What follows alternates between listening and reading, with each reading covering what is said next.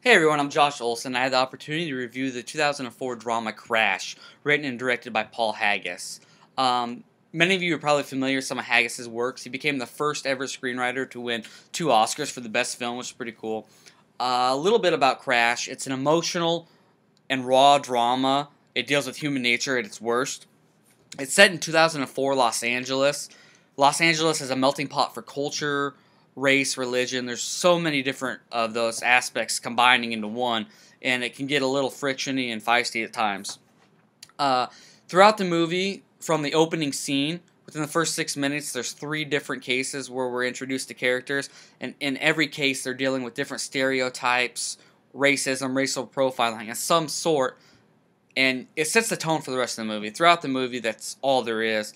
The characters are in a seemingly intertwined setting where there's 10 to 15 multiple characters, and it jumps back from each character, but they're all related somehow through incidents.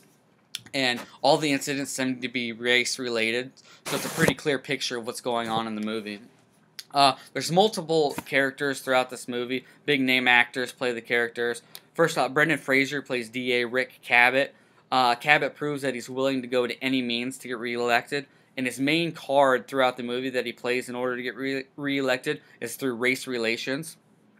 Then there's Don Cheadle. He plays Detective Graham Waters.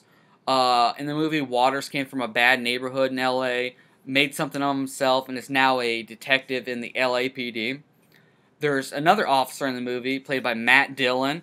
It's Officer John Ryan. He feels resentment towards people of minority because his father lost everything, and he blames it on affirmative action, so he holds a grudge there. There's his partner, played by Ryan Phillippe, Officer Tom Hansen. Hansen seems like a good guy throughout the movie. As the movie goes along, you can kind of tell that there's underlying, like, subconscious, maybe stereotypes that he holds, and they come to play out towards the end of the movie. I'll let you see how that goes. Then there's Terrence Howard. He plays a film director and producer, Cameron Thayer. Throughout the movie, he doesn't tell really where he comes from, but as the movie goes along, you kind of get the feeling that he kind of feels guilty for making something of himself, and that plays out too throughout the movie. Movies like this that kind of remind me of, I'd say Babel and the movie Brooklyn's Finest, just because those movies also take the element of taking multiple characters and having their stories play out at the same time and kind of jumping back and forth between one another.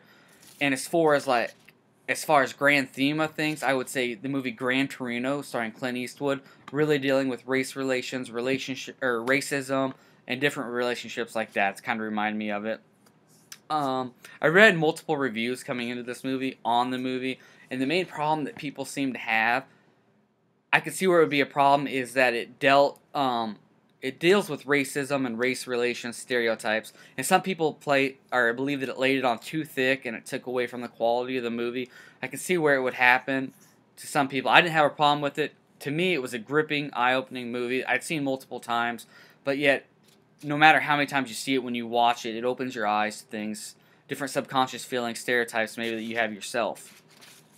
As far as political, social significance, there's huge significance for both of them. It deals with race relations, which right now in the United States we can see are a major issue.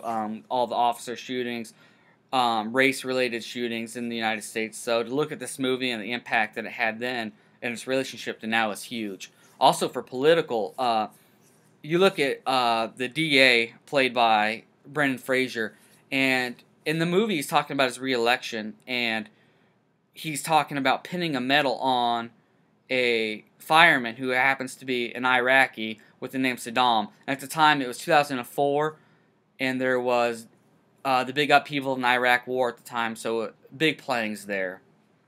Overall, I love the movie. I think it's very educational, even if you don't like it for entertainment purposes. There's definite educational benefits to seeing this movie.